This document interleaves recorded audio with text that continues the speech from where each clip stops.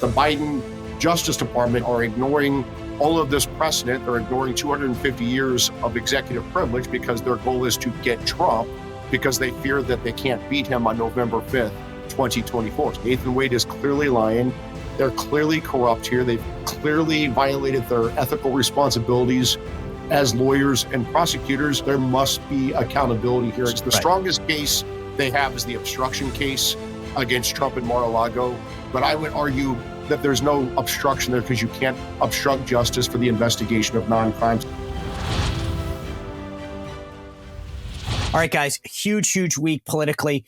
So much to get to. Mike Davis is going to join us in just a second and break down all things legal. And there's a lot. But let's face it, this morning we heard news Ronna McDaniel is going to step down March 8th. Trump's team likely to take over because right now no one's opposing them. South Carolina was this weekend. I talked about it on a live stream last night. Trump got almost 60% to Nikki Haley's 39. She's staying in it, even though the Koch brothers are bailing on her and saying, we're not funding you anymore. Michigan is tomorrow. We'll see how she does there. And then Super Tuesday, a week from Tuesday, big delegates at stake. I think that's going to be the end for her. A lot going on with Trump court cases. We'll bring that in with Mike Davis. The CPAC did a straw poll of vice presidents. It's meaningless, but it's fun fodder to talk about. Interestingly, the top two vote getters at 15% were Vivek Ramaswamy and Kristi Noem. Number 3, Tulsi Gabbard. No, I don't see a Democrat. And then obviously a lot more going down. I tweeted it out if you want to see the full results. And by the way, this Friday, a short-term deal to fund the government, that dries up. There are 4 bills that they have to get done by Friday night if they want the government to stay open or pass another short-term CR.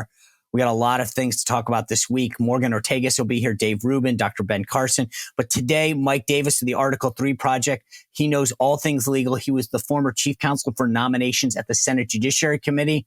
Let's get into the legal world with Mike Davis. All right, Mike Davis, a big week in your wheelhouse. So much to break down. Like, I don't know. We may have to go 3 or 4 episodes. This could be a Joe Rogan type episode.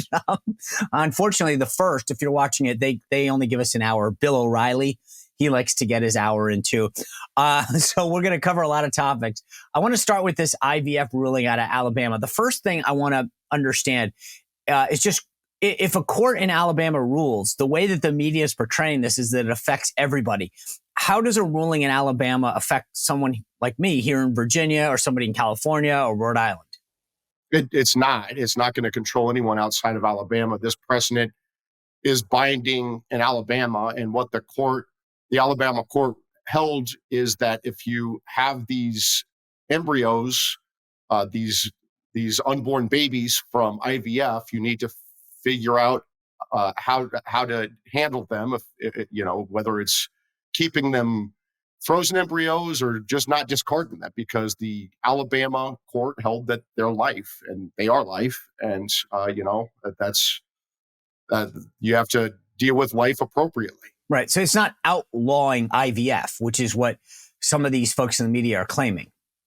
Yeah, and it's not outlawing IVF at all. It's just saying that if you create life by creating these embryos through IVF, you can't just throw them down the toilet. Okay. President Trump and others, the NRSC, the National Republican Senatorial Committee, everybody's urging everybody to put out a statement. And again, I get this is a little out of your wheelhouse because you're a lawyer, not a communicator per se.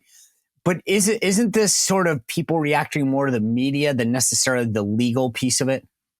Yeah, I mean, I think that the left is going to use this as an excuse. Planned Parenthood, the monopolist in the abortion industry, is going to use this to make their Democrat puppet politicians jump and, tell them, if you don't jump, we're going to cut off your campaign contribution. So, of course, the Democrat puppet politicians of Planned Parenthood are going to jump. Yeah. Hey, folks, during a time of crisis, are you going to be prepared? When I was White House press secretary, we spent a lot of time going through contingency operations and making sure that we were ready in an emergency. The question is, will you be? You will be, though, if you go to 4patriots.com/Spicer. Get the Patriot Power Generator 2000X to make sure that when the power goes out, whether it's an hour or a day or even a month, you will be ready. You will be able to plug in your TV, your computer, your phones, your medical devices, and yes, even your refrigerator. The beautiful thing about the Patriot Powder Generator 2000X is it runs off a solar panel, and that solar panel comes with it for free. So during a time of crisis, you will have the power that you need. The Patriot Power Generator is portable too. You can bring it in your house. And unlike a gas-powered one, you have to worry about filling and refilling. The Patriot Power Generator has no fumes and no noise. You can keep it in your kitchen if you wanted to power your refrigerator. You can put it in your car if a friend or a neighbor needs help. But during a crisis, during an emergency, this is what you're going to need. Get ahead of the curve. Be ready for yourself and your family by getting the Patriot Powder Generator 2000X. Go to 4patriots.com/Spicer now. It's just funny to me because as a non-lawyer, I was like, hey, wait a second, this is an Alabama ruling. And yet it dominated every Sunday show, asking every guest how they were going to handle it. And I would have just said, well, I don't live in Alabama. But this is their issue. I get it. If you're in the media or on the left, like it's all about abortion. It's all about taking the one issue that shifts the focus away from Joe Biden and this horrible domestic and international record and says, okay, let's put Republicans on defense. Even though, frankly, I mean, Trump and everyone else puts out a statement saying we want, even Mike Johnson, who's a hardcore Catholic, puts out this statement saying, we support IVF, and yet everybody's freaking out because of this one ruling in Alabama. And just out of curiosity, when a court like this rules in Alabama, is that the final say, or does somebody maybe who was going through IVF have the ability to appeal to a higher court?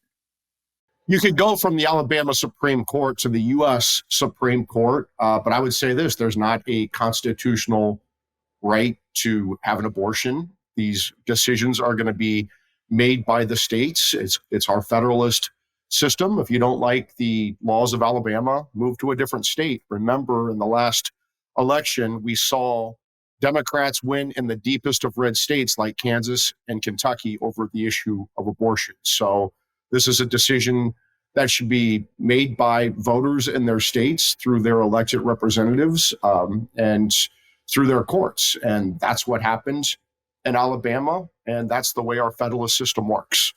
So, obviously you can see the backdrop there for those guys who are watching on YouTube or Rumble or on the First. But Mike, you've led this Article 3 project. As I said in the beginning, you were the head of nominations to the Senate Judiciary Committee. You know a ton about that. But you also are really into big tech. And I know today, obviously, I want to get into Trump and Hunter Biden and all this stuff. But I couldn't help but think, wow, what a perfect day to have you on, because the Supreme Court today has these two cases regarding big tech censorship and free speech. What's going on there, and what kind of an impact could this have?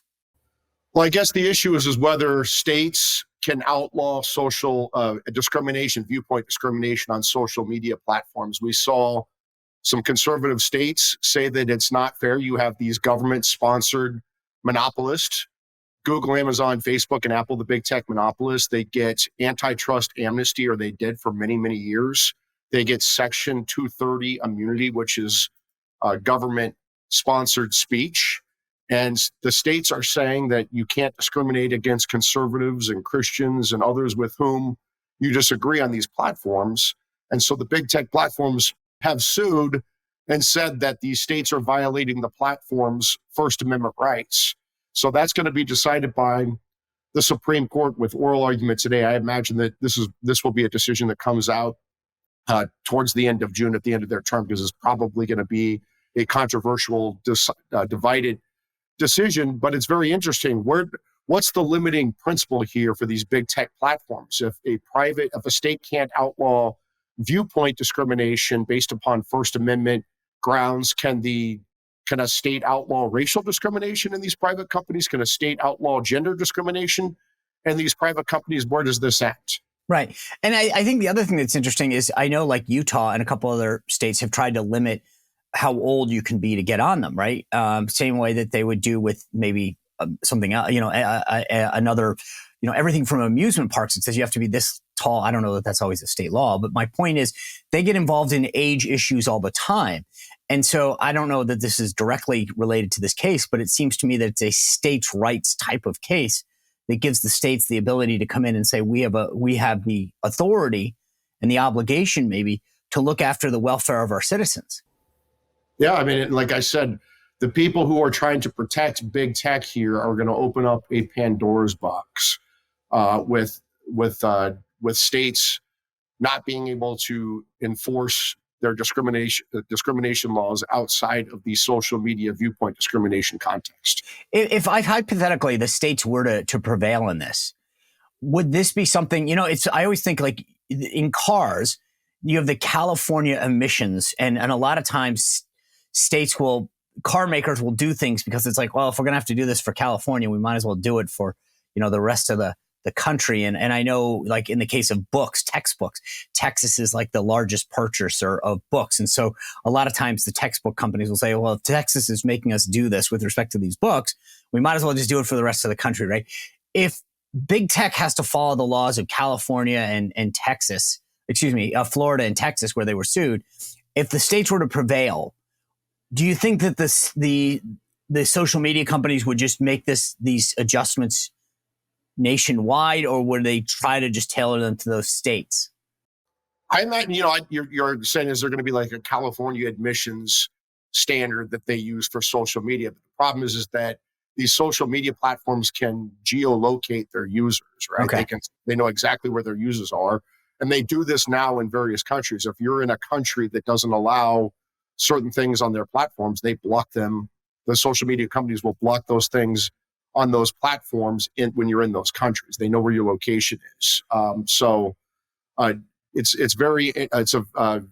think it's not like the car companies where they'd have to build 50 different cars for 50 different states. It's very easy for the social media companies to micro-target you based upon your geolocation. All right. Well, let's move into the legal world, because something that's really interesting this Friday, which kind of bums me out that it's a Friday, we're going to bury the news, but Hunter Biden's having this closed door testimony. What do you make of the evolution of a guy who, did press stunts outside the Capitol saying, I will not do anything not in public, to suddenly, okay, let's testify behind closed doors? How did this evolve to suddenly him caving to do this? Well, I mean, I don't know how he could run from this. This is clearly within Congress's oversight role. If the president of the United States is compromised by tens of millions of dollars, they have $20 million so far. James Comer, the House Oversight Chairman, has bank records. Bank records don't lie. Bank records showing over $20 million going from these foreign entities in these foreign countries to just about every Biden family member, except for the 6-year-old granddaughter who they finally acknowledged under political pressure.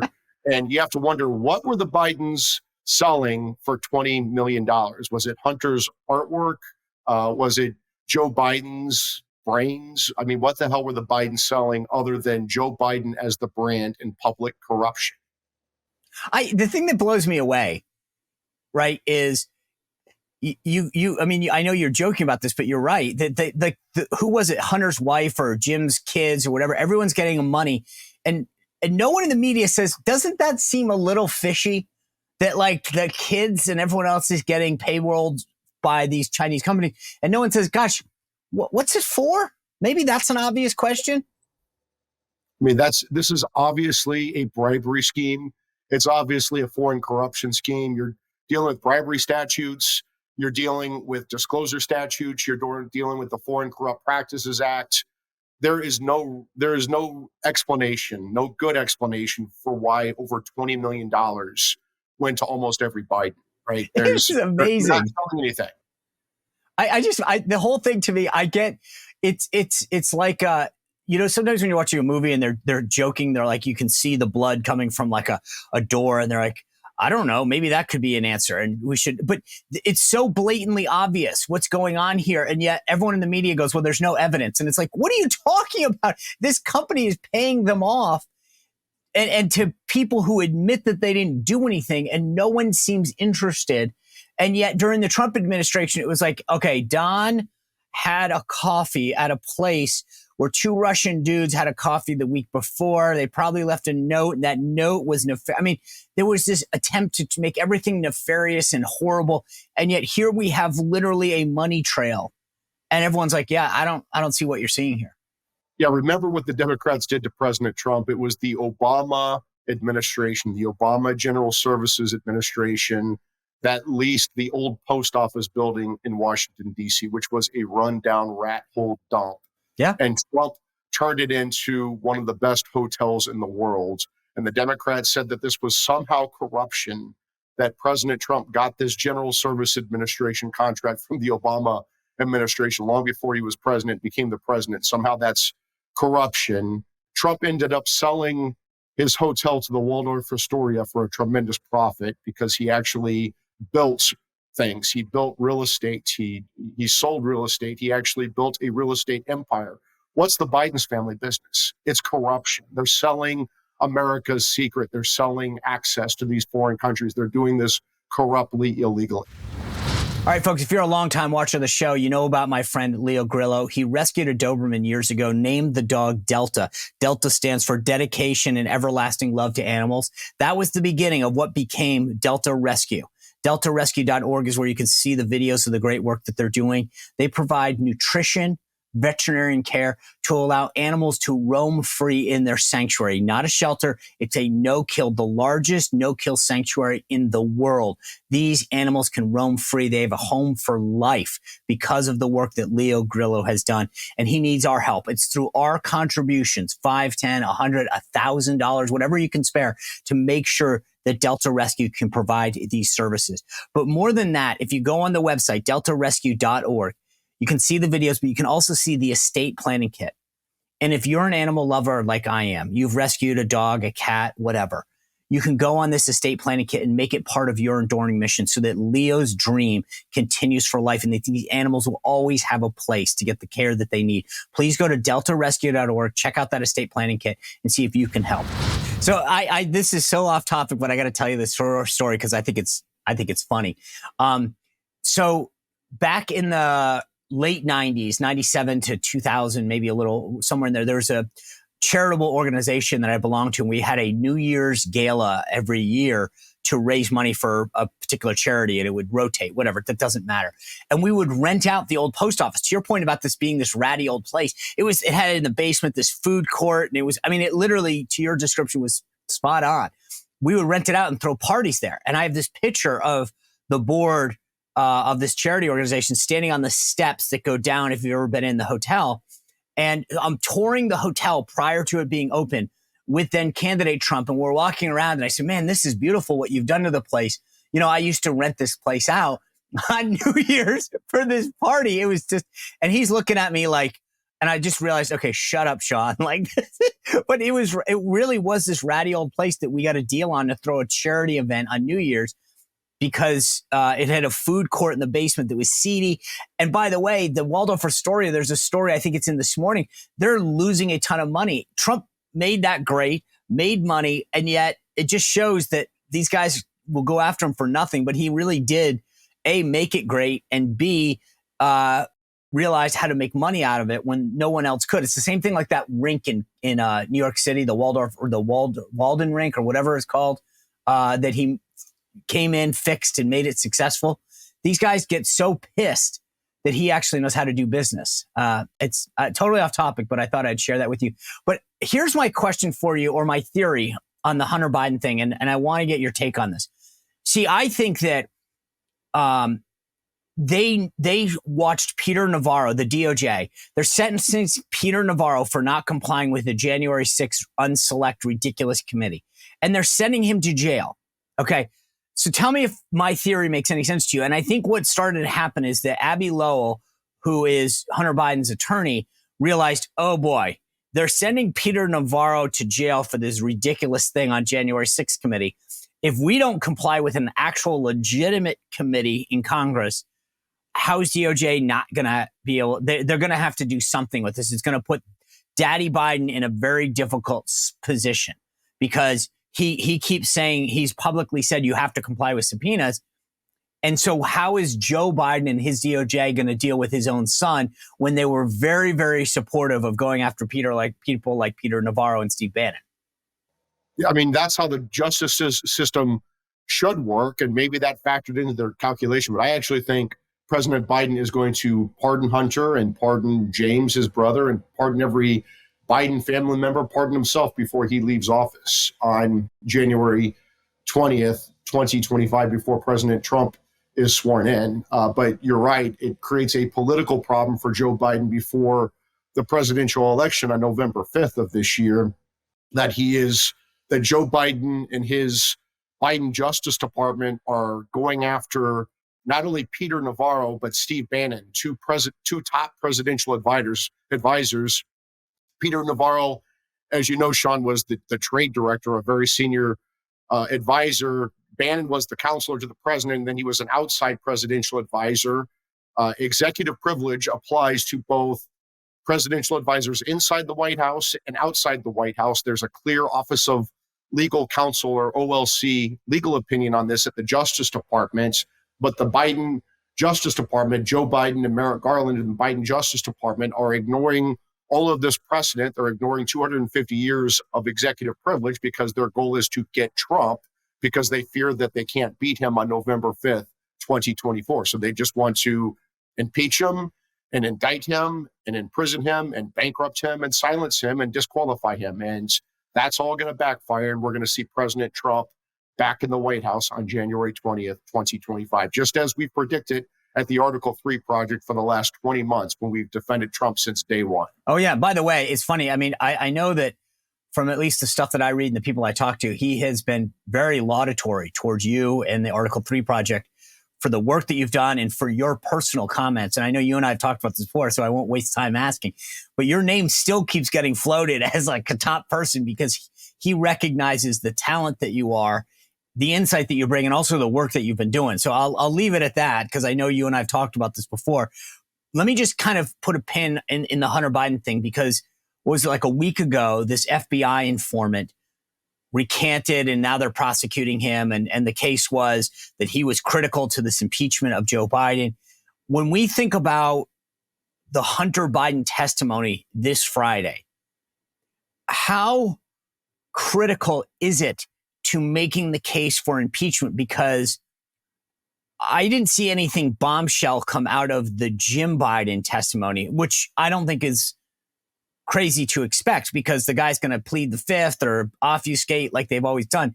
So how important is the testimony this Friday from Hunter Biden to the overall case to impeach Joe Biden? I think it will help, but I don't think it's critical because they have James Comer has the bank records showing over $20 million going from foreign countries that are opposed to the United States, like China, through their foreign entities, these CCP front groups, to every single, just what seems like every single Biden except for the 6-year-old granddaughter who they finally claimed, right?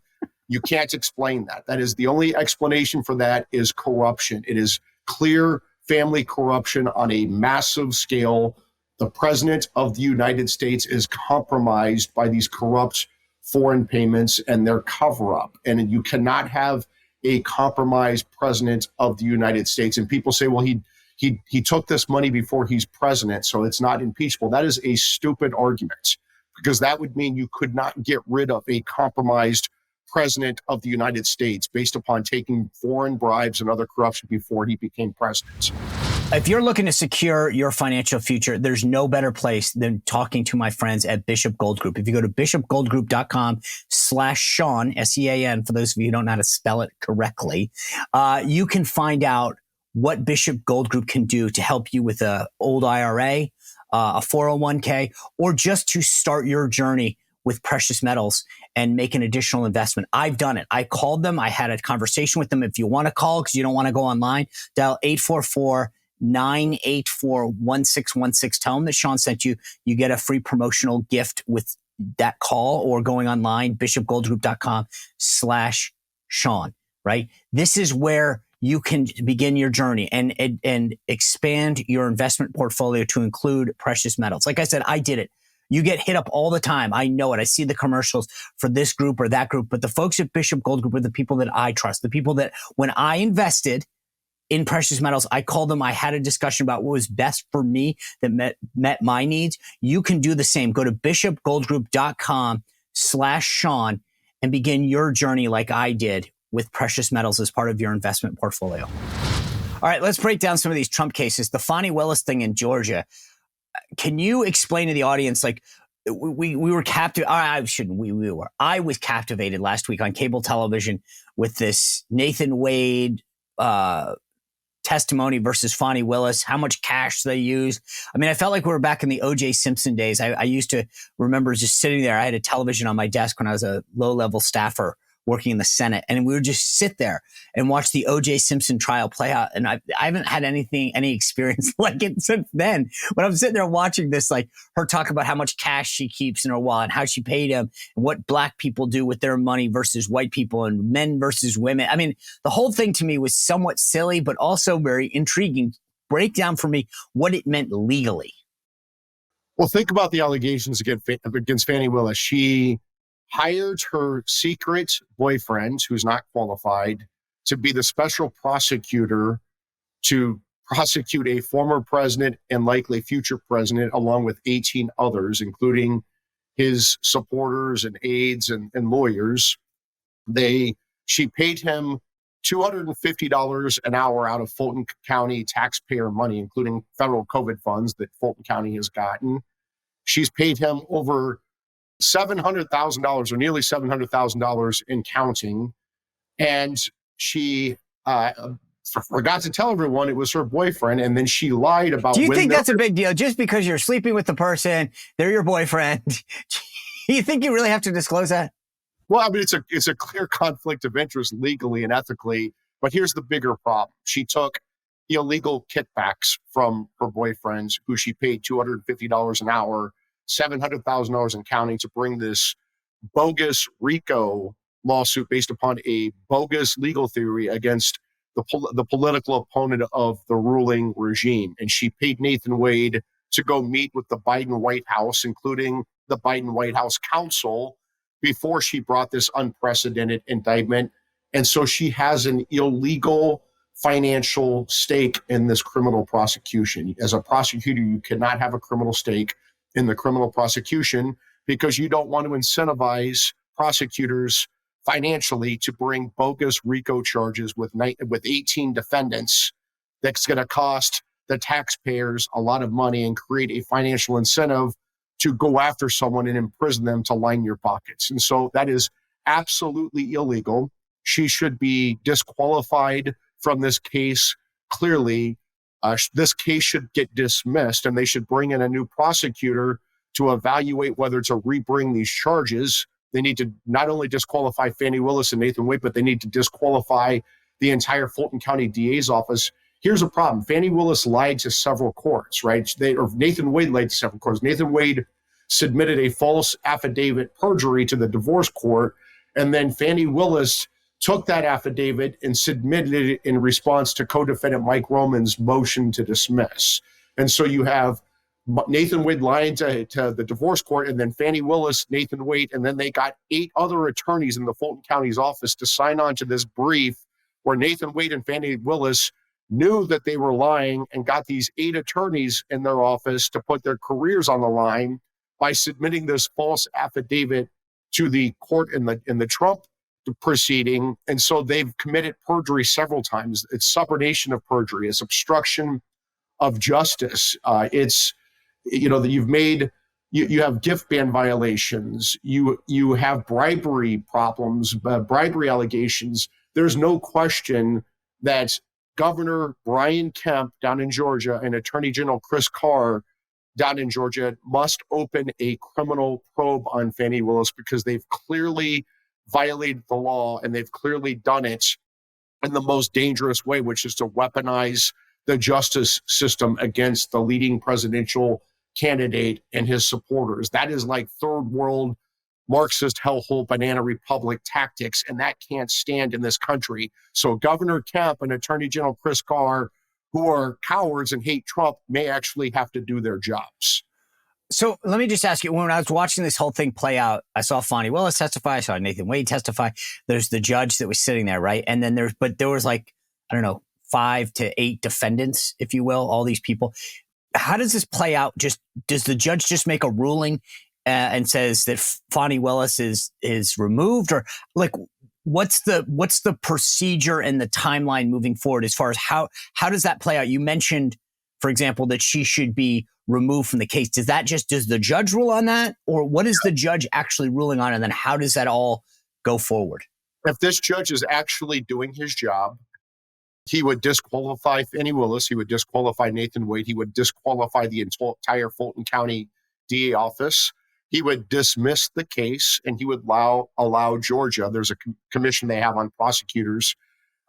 They would allow Georgia to decide whether to bring in a new prosecutor, and whether that new prosecutor in a new office outside of Fulton County would refile these charges against Trump and 18 others. I seriously doubt any sane prosecutor, especially one who doesn't have a financial stake in this criminal prosecution, would refile these charges, because it's a bogus legal theory. It's not illegal to object to a presidential election. So would all those defendants then get off, all of them at the same time? Yes. And not just, okay.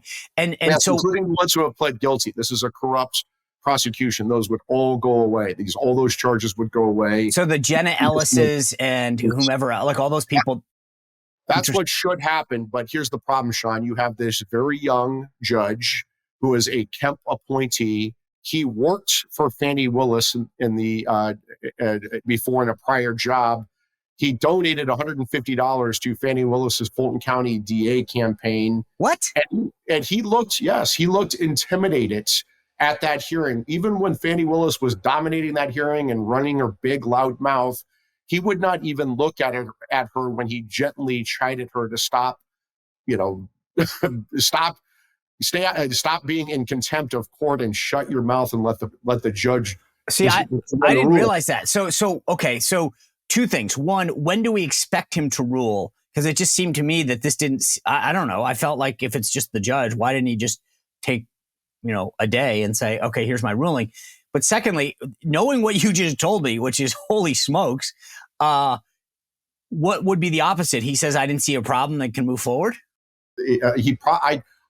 Look, this is such a clear-cut case for disqualification of Fannie Willis and Nathan Wade and the Fulton County DA's office. It's also a very strong case to dismiss these charges because they've been tainted with Fannie Willis's financial stake in this criminal prosecution since before its inception, before the indictment. She admitted that she started dating Nathan Wade before the indictment, regardless of when she actually started dating Nathan Wade. She lied about it. She dated her personal assistant, who was her friend, said she's been dating Nathan Wade going back to 2019, this married man that Fannie Willis destroyed his marriage.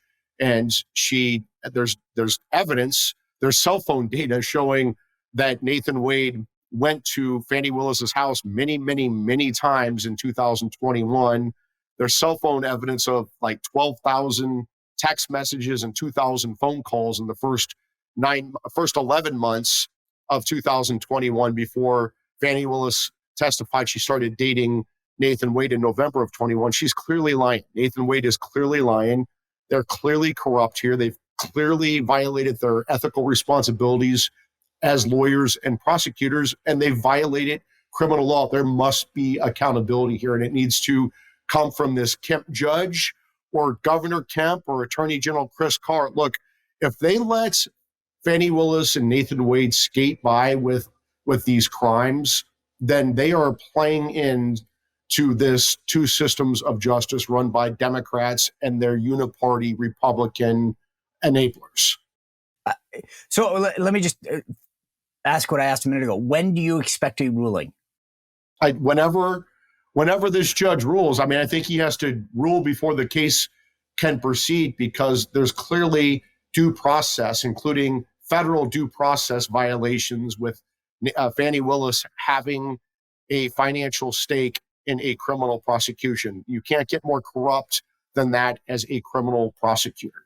So when I watch TV court cases, sometimes they'll say, well, the jury came back with a quick decision. That's good or bad. What does it mean that it's taking him several days? Like I said, as a non-lawyer, I'm like, he heard the testimony. Why does it take a long time? Is it that he's researching the legal basis for his decision? Like, why can't he? I mean, is that a good sign or a bad sign? Well, I mean, imagine he's going to do his research, and I imagine he's going to have to put out a detailed opinion here. This is a big decision to disqualify an elected DA and her office. It's a big decision whether to dismiss the case. I think that the law is going to compel him to disqualify Fani Willis and Nathan Wade in the office and likely dismiss the case, because if he doesn't, this whole case is going to get thrown out on appeal. And I guess you have to ask this judge, do you want a criminal conviction of a presidential candidate down in Fulton County, Georgia, before he's elected president, which could affect the outcome of the presidential election, knowing that that criminal conviction is going to get tossed out because of the clear due process violations by Fani Willis and Nathan Wade? Okay. So I need to cover two more legal things, and I know we're coming. I want to talk about this decision up in New York that Letitia James went after Trump. The ruling, the judge that, what's his name? Arthur Engoron. Engoron, yeah, $453 million. Letitia James is like trolling Trump on Twitter. It's $87,000 a day in interest alone. I didn't realize this. While he likely appeals, he still has to make a payment towards this. So walk me through the legal piece of this. I didn't realize like you're making the appeal and yet you still have to pay and that there's interest on it. That doesn't seem like due process to me. That seems like you're guilty and you have to start paying, and you have to start paying the interest on it. Yeah. So this Democrat New York Attorney General Tish James, who campaigned on the fact that she was going to get Trump and Congresswoman Elise Stefanik from New York filed an ethics complaint on this. Tish James made over 50 unethical, illegal, extrajudicial comments about President Trump's guilt during the first 5 weeks of this trial, which is clearly unethical. Let's just see if the New York Democrat judicial system has any ethics itself and will actually do anything to hold Tish James accountable for this. You had Tish James go to this Democrat Manhattan judge, Arthur Engoron, and they ruled that Trump somehow committed fraud before the trial even began, before any witnesses or any other evidence, that Trump somehow committed fraud when he paid back sophisticated Wall Street banks in full, on time, as agreed, with interest. The bank showed up to his trial and said that Trump's a great customer. We'd love to have him again. No one was defrauded here, but Tish James and this Democrat judge, with this Democrat judge's law clerk who sat on the bench with him, who donated to Schumer and as a Schumer buddy, colluded to impose this fine without a jury, just imposed this, $450 million fine, essentially to take away all Trump's money, his cash reserves, before the election. See, that's the thing that I've tried to say to people is that, like, look, 2016, it was Russia hoax, the Steele dossier. 2020, the suppression, big tech coming after Trump, and then you suppressing the Hunter Biden laptop. This time, it's like, hey guys, gloves are off. We're coming at Trump with everything we got. We're going to take him off the ballot. We're going to prosecute him criminally, and we're going to go after him financially and bankrupt him. I mean, this is a full frontal assault. Yeah, and I think the response needs to be in the Trump 47 Justice Department. The Attorney General needs to open up a probe on all of this, a civil rights probe. And I think that there is a criminal civil rights conspiracy to deprive people of their civil rights, including President Trump of his civil rights, and all these other people in the Trump orbit who are being ensnarled in this conspiracy by Joe Biden with these criminal prosecutions. Joe Biden's hands are on every single one of these criminal prosecutions. It was Matthew Colangelo who got sent from the Biden Justice Department as the number 3 office as a senior political appointee to bring the unprecedented criminal indictment against President Trump, the first indictment ever by Soros-funded Manhattan DA Alvin Bragg for the non-felony of settling a nuisance claim. And Alvin Bragg, the prior Manhattan DA, the Federal Election Commission, the Manhattan U.S. Attorney, and Alvin Bragg himself passed over on this bogus legal theory. And it wasn't until Matthew Colangelo got sent from the Biden Justice Department to resuscitate this zombie case. They brought this indictment. That is going to trial starting in March, like March 25th. That's going to be the first one out of the gates. And then you have the Biden White House, Deputy White House Counsel Jonathan Sue, waiving President Trump's claim of executive privilege.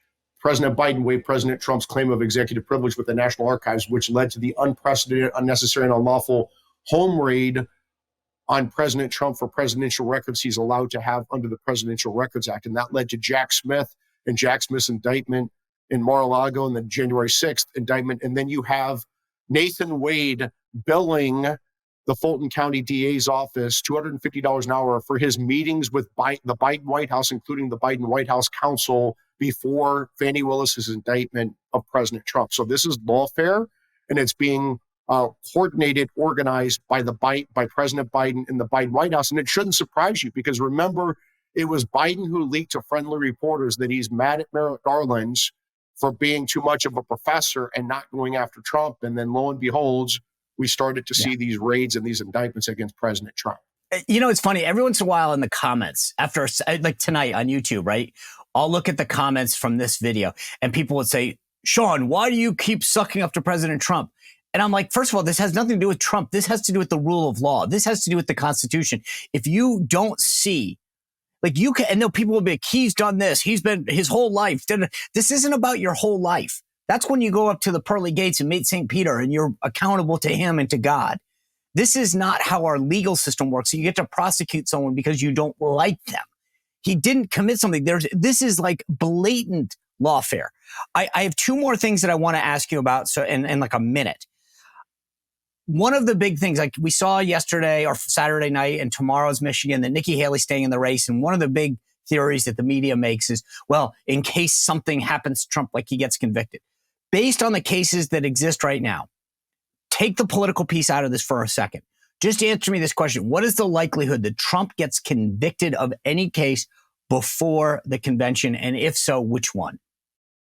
There's a chance that he could get convicted by Soros-funded Manhattan DA Alvin Bragg's bogus campaign finance felony case, non-felony case up in New York. But that is such a laughably stupid case for the Democrats. It's like, that's what the Michael Avenatti case for their lawfare. It's so stupid of them to start with that case because it's going to undermine what they're doing on the other cases. The strongest case they have is the obstruction case against Trump in Mar-a-Lago. But I would argue that there's no obstruction there because you can't obstruct justice for the investigation of non-crimes. And there's a 2019 OLC binding opinion on the Justice Department on that. Jack Smith clearly didn't follow that binding opinion at the Justice Department, but that case is not going to go to trial before none of these other cases will get to trial before the election because they're tied up in court proceedings. Okay. The last question I have for you is in your previous life wheelhouse. Chris LaCivita, who is one of the top strategists for Trump, said that who is now tapped to go over the RNC to help run the day-to-day operations there, said the RNC's sole mission is to take back the White House. And with all due respect to Chris, I don't think it's the sole mission. It may be the top mission, because if you don't have a Senate, you don't get your people in places. As the guy that ran the nominations, explain how important it is to have a Republican Senate in 60 seconds. It's make or break for the Trump presidency. President Trump was able to confirm a record number of judges in his first term, thanks to my former boss, Senate Judiciary Chairman Chuck Grassley, along with Mitch McConnell. They were able to do this when I was the chief counsel for nominations because we controlled the Senate. We had to break a lot of China to get Trump's judges through. But if Trump does not win the Senate, he's not going to get any of his agenda passed. He won't be able to confirm his nominees to the executive branch or federal judges. Thank you for saying that. To me, this is critical. No Senate, no people, no House, no policy. And in fact, when we lost the House, he got impeached twice. Like the downstream matters. Mike Davis, always love your insight, sharing your knowledge with us, because you explain it in a way that no other one can, and I don't have a law degree. So thank you for what you do, both in terms of big tech and the Article 3 project. For everyone else, guys, thank you for being here and kicking off your week with us. I appreciate everyone who was with the live event last night with us on YouTube and other platforms. Stay with us all this week. Dr. Ben Carson is joining us. Dave Rubin. We've got a big week ahead. The Michigan primary is tomorrow. Super Tuesday is coming up in a week. A lot to break down. Stay with us. Subscribe, share. We'll see you back here tomorrow on the Sean Spicer Show. Well, if you enjoyed this content, make sure to like this video, subscribe, and click the notification bell to get more.